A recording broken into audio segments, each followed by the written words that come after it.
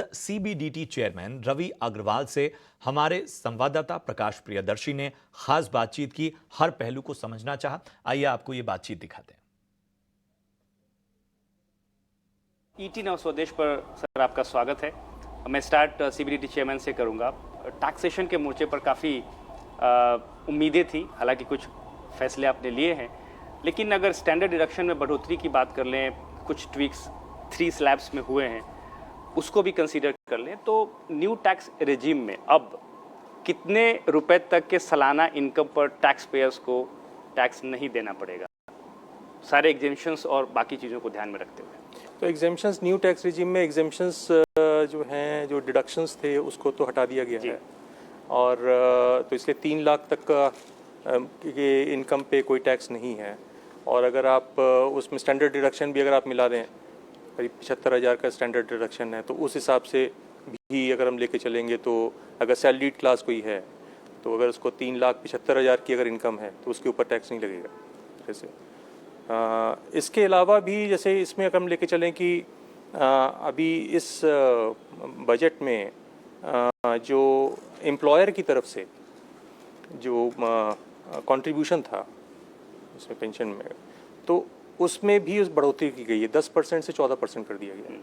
अब एनपीएस की बात कर रहे हैं? एनपीएस की बात कर रहा हूँ। तो 10% से 14% कर दिया है। तो प्राइवेट सेक्टर में जो सैलरी क्लास था, जहाँ पर वो 10% ही सिर्फ बेनिफिट ले पाता था, उसके 4% और बेनिफिट मिल रहा है। और बिजनेस में भी जो एम्प्लॉयर था उसको भी डिडक्शन 14% के हिसाब से मिले। टैक्स बाउंसी की बात करें, खासकर डायरेक्ट टैक्सेस की बात करें, रिकॉर्ड कलेक्शन है, क्या इस बात की गुंजाइश नहीं थी कि जो लोअर टैक्स स्लैब में जो टैक्स पेयर्स हैं उनको और ज़्यादा बेनिफिट दिया जाए? देखिए, वो तो आस तो हमेशा रहेगा, लेकिन सबकी भागीदारी भी बननी है, टैक्स को देश की प्रगति में भाग लेने में। और ऐसा लगता है कि जो अभी प्रेजेंट स्लैब्स हैं और जो जिस तरह का जो अभी बेनिफिट दिया गया है, एक उचित था और एक बैलेंस प्रोवाइड करता है, जहाँ पर टैक्स पेयर की एक दायित्व भी बनता है राष्ट्र निर्माण में। तो उस कंटेक्स्ट में ये ऑप्टिमल है। तो एक इम्पॉर्टेंट क्वेश्चन एलटीसीजी टैक्सेस पे है, जिसमें खासकर रियल स्टेट सेक्टर के जो कस्टमर्स हैं या जो बायर्स हैं, उनके लिए सवाल आ रहे हैं। हमने सोशल मीडिया पे देखा, इनफैक्ट हमें कई कॉल्स भी आ रहे हैं। कुछ क्लैरिटी चाहिए, जिसपे सबसे इम्पॉर्टेंट ये है कि इंडेक्सेशन का जो बेनिफिट है वो नहीं मिलेगा अगर आप 12.5%, क्योंकि उसको स्लैश किया गया 20 से 12.5%। तो इसके पीछे का रैशनल क्या है और इसमें ज़्यादा बेनिफिशियल कौन सा स्ट्रक्चर होता है, 12.5% विदाउट इंडेक्सेशन और 20% विद बेनिफिट ऑफ इंडेक्सेशन? तो इसको ऐसे लेके चलें कि over a period of time जो प्रॉपर्टी है, सपोज अब एक एग्जांपल लेते हैं, प्रॉपर्टी के कंटेक्स्ट में लेते हैं कि प्रॉपर्टी के रेट कैसे बढ़े हैं और इंडेक्सेशन जो है किस तरह से प्रोवाइड करते हैं। तो अगर पिछले 10 साल का लेके चलें, तो आज की तारीख में अगर 10 साल का अगर हम इन्फ्लेशन इंडेक्स लेके चलते हैं, तो करीब 1.5 टाइम्स कॉस्ट ऑफ एक्विजिशन बढ़ती है। ओके, सो इफेक्टिवली कि अगर किसी ने 1 लाख का कोई इन्वेस्टमेंट किया 10 साल पहले, उसमें इन्फ्लेटेड कॉस्ट ऑफ जो इंडेक्स्ड कॉस्ट ऑफ एक्विजिशन है वो 1.5 लाख हो जाएगी। तो 50,000 का उसको बेनिफिट मिला।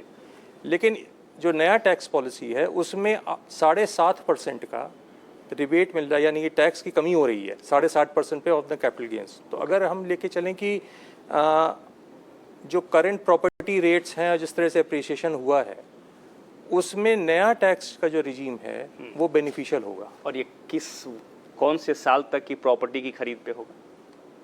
तो अगर ये तो इसमें बंदिश नहीं है कि किस साल की प्रॉपर्टी खरीद के उसमें है, लेकिन जो लॉन्ग टर्म कैपिटल गेंस है उसमें 2 साल की होल्डिंग प्रॉपर्टी की होनी जरूरी है। ये पहले भी थी, प्रॉपर्टी के कंटेक्स्ट में पहले भी थी, लेकिन बाकी और जैसे फॉर एग्जांपल बिजनेस ट्रस्ट है, तो उसमें पहले 3 साल था, 3 साल को घटा के 1 साल कर दिया गया, तो वो एक बेनिफिशियल है। तो आप ये कह रहे हैं कि जो नया स्ट्रक्चर है उसमें कंज्यूमर्स को ज़्यादा बेनिफिट होगा?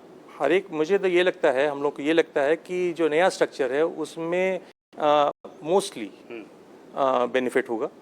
एक आध हो सकते हैं कुछ सिचुएशंस ऐसी हों जहाँ पर लगे कि मार्जिनली पुराना वाला बेटर था, बट बाय एंड लार्ज अगर हम देखेंगे तो इसमें लोग मोस्टली जो है खुश होंगे।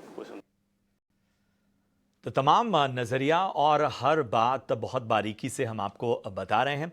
चलिए कुछ और खबरों की रुख करते हैं। भूटान के राजा ने अदानी के मुंद्रा और खावड़ा प्रोजेक्ट की काफ़ी तारीफ की है। भूटान के राजा जिग्मे खेसर वांगचुक और पीएम दाशो शेरिंग टोब्गे ने गुजरात के खावड़ा में अदानी ग्रुप के रिन्यूएबल एनर्जी साइट और मुंद्रा पोर्ट का दौरा किया। गुजरात के 2 दिन के दौरे में उन्होंने इन प्रोजेक्ट्स को देखा और इसकी काफी तारीफ की। इस दौरान भूटान के राजा और प्रधानमंत्री की अदानी ग्रुप के चेयरमैन गौतम अदानी से भी मुलाकात हुई। गौतम अदानी ने सोशल मीडिया पर इसकी जानकारी दी और कहा कि भूटान के इको फ्रेंडली पहल से काफी प्रेरणा मिलती है।